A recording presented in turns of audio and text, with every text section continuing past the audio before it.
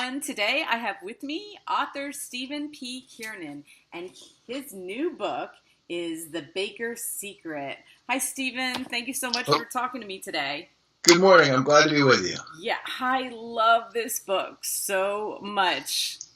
Already, it's an excellent interview. Thank you. I'm glad you do. It's actually my favorite of my books, and usually, by the time a book comes out, I am most aware of its flaws, and it's very painful in some ways. Even though I'm excited to have a book come out, that I'm really aware of, I could have done that scene differently, or there's this mistake in it. And this book, I actually like it.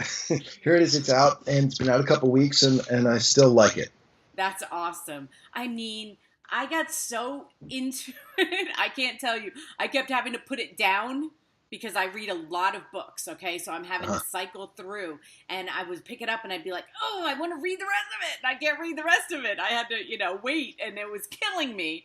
So, it was I think part of what the writer's job is to create a kind of a dream or a movie that's happening in the mind of the reader. And it's one of the cool things about the art form, because you can be reading something and be like, oh, it's bedtime, I got to go to sleep. And you close the book, and you might be 2 or 3 days before you come back to it. And you open it in 2 sentences, and you're right back into the dream. yeah. And when you get near the end, you don't want the dream to end. And that's a really fun part of the work. I worked in journalism for a long time, and people read a newspaper, and they keep a big remove between them and the story. They think this reporter might be biased, or this publication is.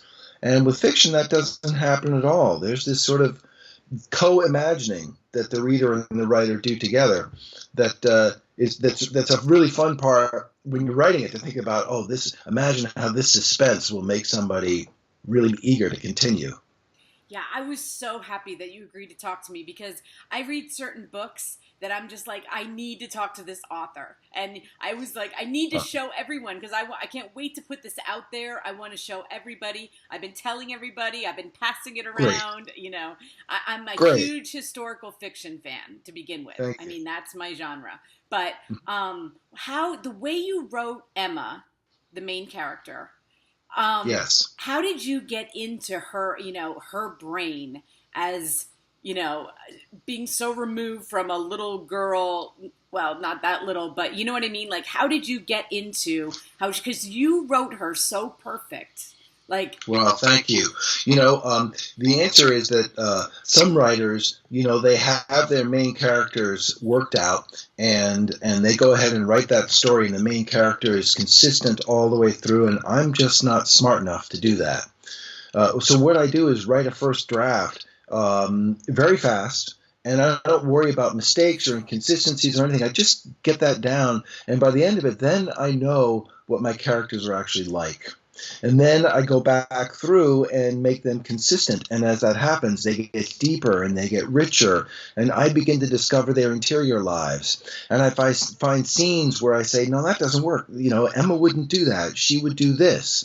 And there are times that she gets surprised by things because I got surprised. I didn't know. So, for example, Emma, without giving spoilers to people, right. Emma has a mentor, and she thinks of him as always having been a certain kind of guy. And then about a third of the way through the book, she finds out that he was a very different kind of guy, and that she only knew one side of him, and that maybe when he was teaching her to be a baker, he was also teaching her to be something else. I didn't have that in mind when I started this book. That was unexpected. But as I came to know this town and these characters, it made a sense to me. So then I went back and wrote him differently in the early pages, so it made sense that he had mentored her in this other way, and that then she would be surprised. Emma is a character I love. I was sorry to say goodbye to her at the end, and her triumph at the end, and really all through this, her determination and triumph, to me, is the most important ingredient of this book. Even though she says it's not gonna work out, and help will never come, and it's gonna be terrible, she actually shows the most faith of anyone and the most determination. And so her triumph at the end of the book is the most important triumph of anyone. It's Yeah. fun to love a character. Oh, and I've read a lot of historical fiction about World War II, of course, Hmm. because that's very popular. It's Yes. a subject that people really like. And what I love is when I learn something, it's a different story than what I've already read. I Yes. love, not that authors can't go back and redo other stories, but I learned, and I'm sure the research that you did for this book, I learned a different perspective than what I learned in school, or what I've had, any movies I saw or anything like that. And I'm not going to spoil the end because the end shocked me. Uh-huh. It did. I have to Hmm. say, because I didn't know where it was going. I didn't know. I didn't know exactly where it was going. I was hoping. I was hoping for things to, happen, but I did not know. So I was like, oh, what, of course. And it was just like, Yes. I loved it. Loved it. Well, thank you. Yes, I don't want to give the ending away, No, but because I want everybody to experience what I got to experience with so it. one of the things that fiction can do is reimagine. Is take something that's familiar and reimagine it. I Mm-hmm. remember one of my favorite scenes in modern literature is in E.L. Doctorow's novel Billy Bathgate, and the opening scene is the main character is a 15-year-old boy. And what's happening is sort of a classic gangster scene where a guy is being put in cement overshoes, right, on a boat, and then once the cement hardens, he's going to be the gangsters are going to drown him, right? They're going to throw him overboard and it's going to draw him to the bottom. And that's like a gangster cliche, except that Dr. O takes like 10 pages. And there's like, for example, there's the man rolls up the victim's pant legs and he puts his feet into the soft cement kind of toe first as though it was cold water, and then he sits down and everyone's got to wait like a half an hour for the concrete to set, and they make conversation. It's like it suddenly has been reimagined in this really, really powerful way. So then you realize they're going to murder this guy, they're going to kill him, and it's incredible. It's so suspenseful.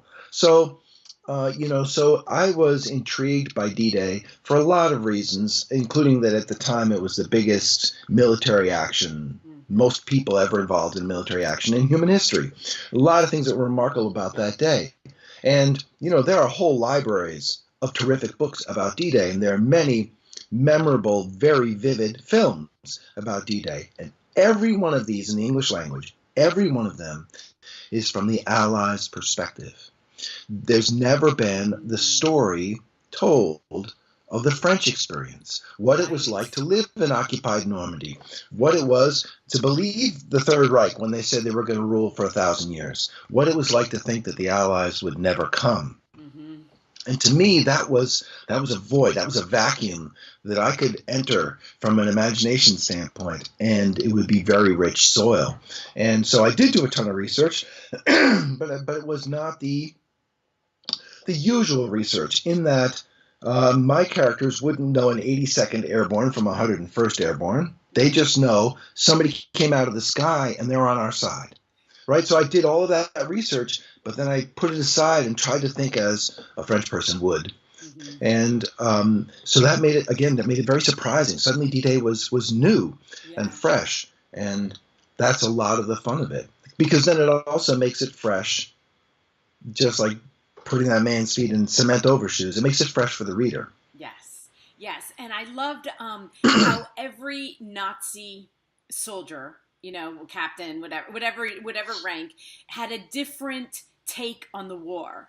Like you gave them a humanity where they weren't all thinking the same thing. Like you'd see glimmers of like, she'd be able to crack a little bit, or another character could crack something, and it Mm-hmm. gave them a humanity instead of just this mean guy that was, out to hurt people. They had Well, cracks in them.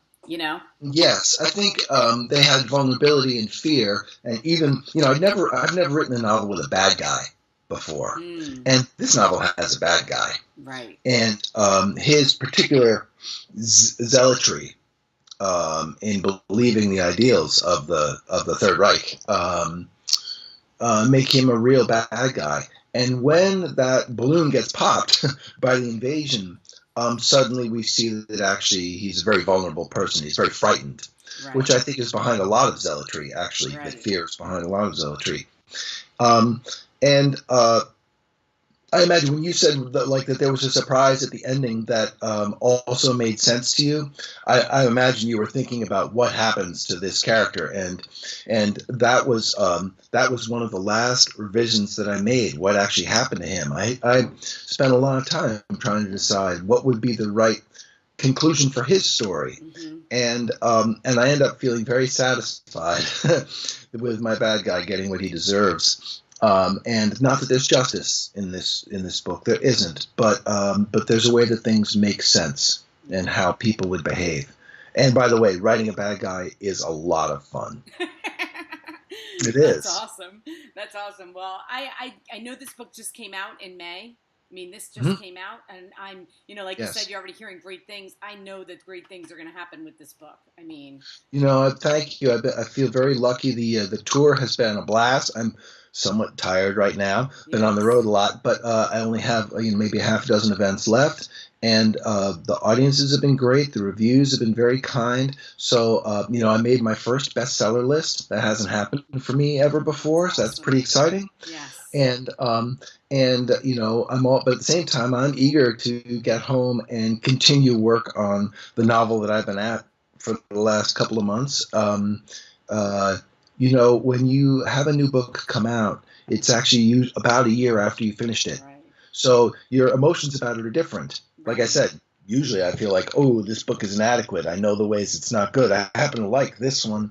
But when that happens, when it's a year later, each kind of good event on the tour or review or bad one can really influence you a lot, and it can be a real roller coaster experience. And I found the thing that stabilizes me is always to be working on the next idea, work on the next book. And even if it's early in the book, if I'm thinking about that, and if I even just have a few minutes at the hotel, or at night after an event, or the next day, a break sometime, just to write a paragraph. It's like no matter what happens, if no one shows up, if all the reviews are bad, then I still have this. I still have the next idea. In this case, it's been delightful because we haven't had bad reviews and people have been showing up, which makes me feel very fortunate. And at the same time then, so I don't get overexcited about that, I have the next idea. You only finish a book. Well, I finished a book 5 times in my life, but I've been writing books for many, many years. So the real pleasure is not in finishing. The real pleasure is in the writing of it.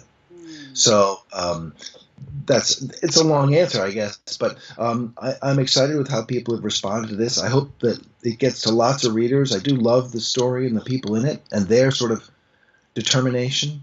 Like, Emma is this kind of triumphant, determined young woman, and I like to believe that there was someone like Emma during the siege of Leningrad, for example. Yes. I like to think that there's someone like Emma in Aleppo today. Yeah.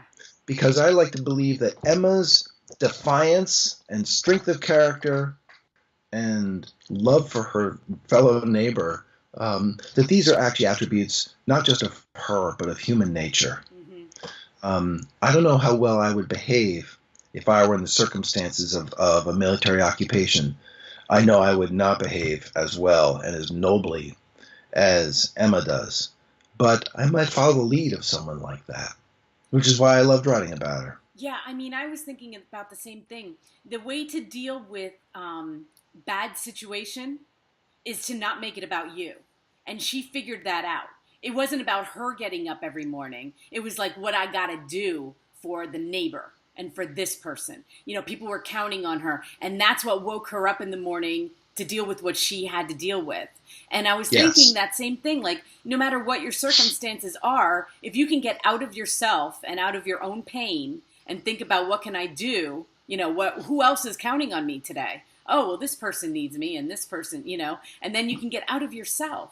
And yes. Well, in fact, you got it. I mean, the idea of this book is not a radical one, but maybe it is at this particular time. I think it is. If you take a time of fear and instability and deep, deep division, perhaps the most defiant thing people can do is be kind to each other. Mm-hmm.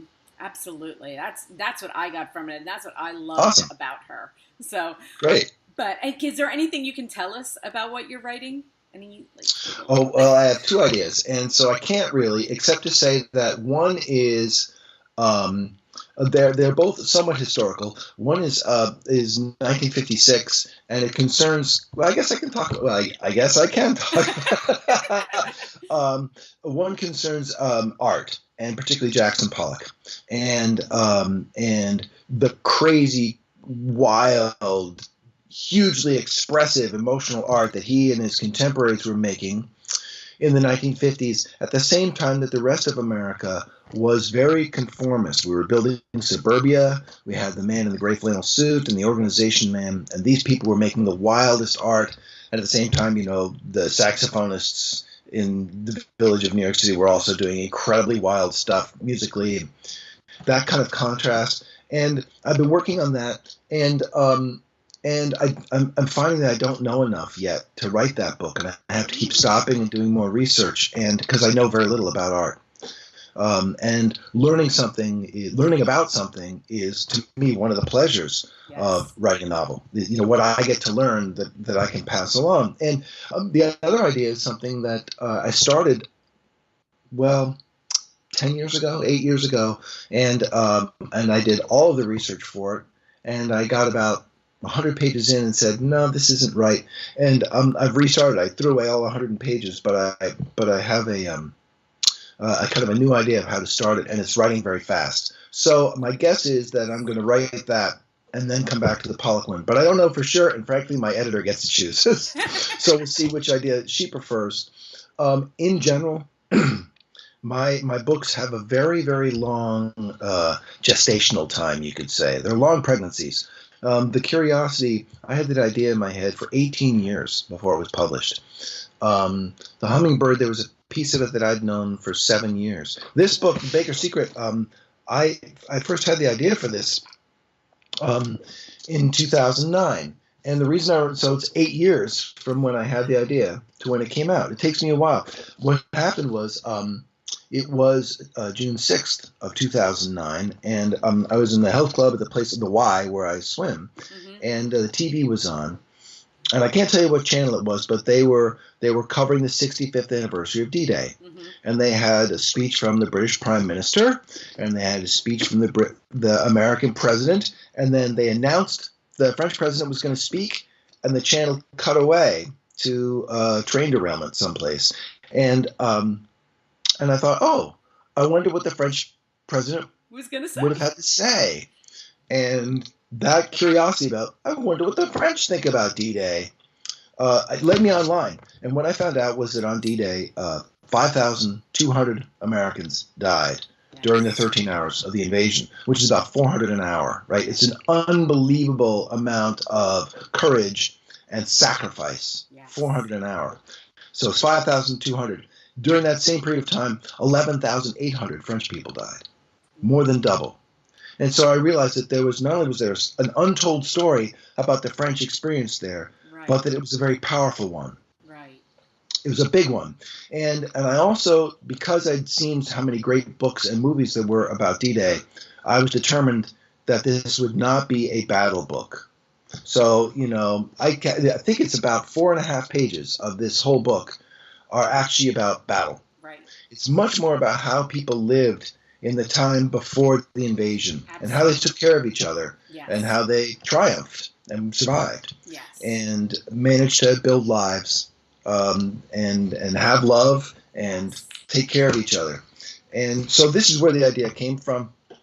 And I'm not even sure I remember what the question is. I don't either, but I don't care.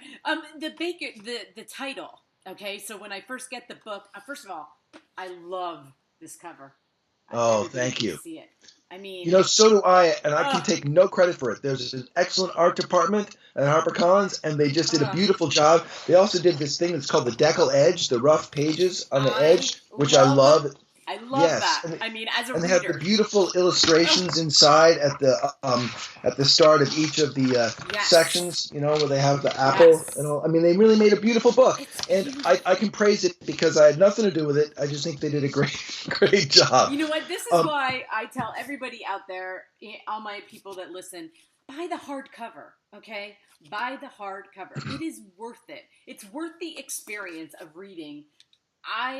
If I can, there are people that don't have hardcovers, but when I see there's a hardcover, because like I said, these edges, it makes me happy, as a reader. yes, The yes, pictures, the yeah. illustrations that you're not going to get on a paperback. This is worth this right there is worth it. But I had something else to say. But anyway, You were the asking about title. the title. The title, yes. Well, what I can tell you is that this is the 5th book that I have published, and I have not come up with the title for any of them. Oh. I am terrible at titles, and it is an agony and an ordeal that I put my publisher through, and I put my agent through, my editor, the marketing people. The last thing we decide every time is what the title will be, and in this case, it was my agent. It was Ellen Levine who came up with The Baker's Secret. And when the right title appears, not only is there this pleasure that you think, yes, this is the right title for this book, there's also enormous relief because you spent months sending ideas back. And when a title is wrong, it's the dumbest title imaginable, right? But The Baker's Secret is the right title for this book. It is the right title. But it also took, literally, it was like 2 months of a half a dozen people hashing it out and then giving 20 ideas to the marketing department and then saying, these are all terrible. No one's going to want them. At the end of the day, they have this beautiful image. They made a beautiful book, and it has a good title. And I think all that does, people do judge books by their covers.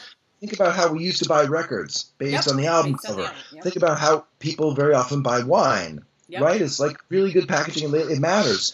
And I'm not visual, so when I see them make a beautiful book, it makes me really happy. And there's lots of moments of pleasure in the writing of a book, of the experience of it.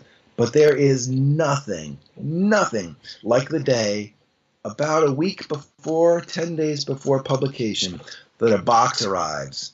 And I open that box, and by contract, I get 25 copies. So there are 25 of these things. And suddenly it's like it's a noun. It's not just some file in my computer like a high school photo that someone sent me. It's the thing I've been working on for years and have put so much love and sweat into. And here's the object. That is the moment when the book becomes real. Yeah, and I think that because it's about France, like what I loved about the coloring and the bread, and it has a French feel. This cover, before you even open it up, and when you're like, oh, it's in France. Oh, of course it's in. Look at the cover. Like, I think it has a real. So you're the artist people, whoever you give it to, cover design people. Awesome job. They can get lots of. Yes, I agree. Big thumbs up to them. Big thumbs up. I have one more question before we go, because when I was doing my research for you, I found out you wrote a book called Last Rites. Oh, yes. And I just thought maybe, that's probably something that means a lot to you. And totally. And it means a lot to me. I had 2 parents die of cancer. And I'm sorry. And I didn't get to read your book. I did just read the story about it. And I thought maybe if you wanted to end by, talking a little bit about it and sharing, your what that book meant to you. Well, thanks for asking about that. I love to talk about it. And first of all, I'm sorry that you lost your parents, and I hope that because it was cancer, which is a horrible disease, except that there is this span of time when you can prepare and you can accomplish a lot of things to make it a beautiful time, and I hope that you were able to do some of that. So here's what Last Rites is about. It's RIGHTS, right? Last Rites is a look at how we die in America. And, about 6,000 people die every day in this country. And about maybe 2,000 of them die well, by which I mean they are at home. They are not in pain. They have loved ones around. They have some degree of spiritual calm, maybe. They have their affairs in order. And then about 4,000, another 2,000, you know, it's not so great. They've had a long, long stretch of dementia. They're in some kind of institutional setting where maybe they were hungry, but definitely they were bored. They might have bed sores. And then another 2,000 people who die in agonizing circumstances with prolonged ventilator and intensive care unit times, and with their pain untreated and their dignity ignored, and they can't even get a decent sleep because someone's waking them up every half hour to take their blood pressure. And that this approach to the end of life is costly and unnecessary and painful and dumb, and that we need to do much, much more to get people out of intensive care. I mean, yes, if it's an acute situation, you had a car accident or something, but Right. out of intensive care and into hospice care, so they can get customized, loving, compassionate care in their homes, and that if they are in a hospital setting, there are palliative care programs that pay attention to their comfort as well as their illness, and that everyone have an advance directive so that if they can't speak for themselves, that increases the odds that they'll get the care that they ought to have.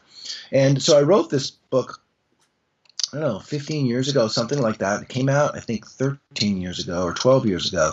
And I thought, I'd been a newspaper guy up to that time. I thought, I'll write this book and it'll change the world and out I'll go, right? And turns out that there's a lot of room for improvement, and that it's very hard for health systems to move away from a certain way of treating people. New Jersey, for example, has the highest percent of people who die in intensive care. Well, those hospitals have come to depend on that revenue, of course. And I don't want the hospitals in New Jersey to close, but why do they have 4 times as many people dying in intensive care as Pennsylvania next door? Right. 4 times as many people. What, are the illnesses all Smaller that different state. in New Jersey? No. Are the causes of death that different? No.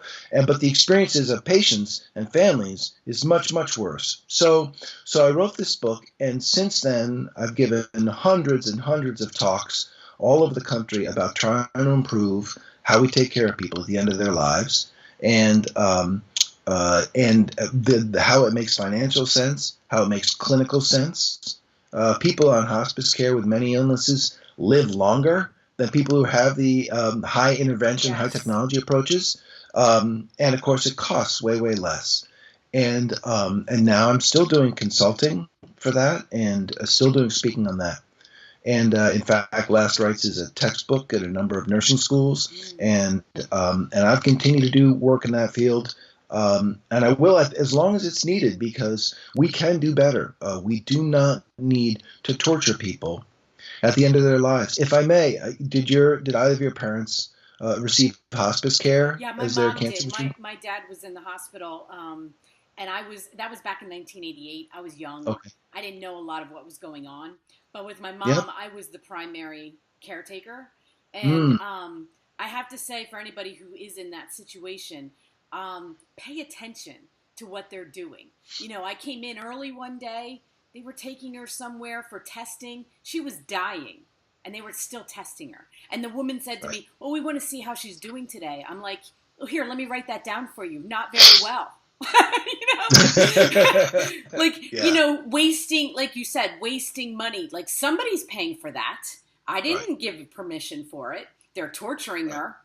She couldn't speak for herself anymore. So just pay attention. And then I did get hospice, and hospice was... Well, you know what? Your mom was very lucky to have you there at her side, and not everyone has someone that's both present and emotionally equipped to do the advocacy and to speak up. And so I wrote Last Rites to say, for all that medical science has accomplished, which is a lot,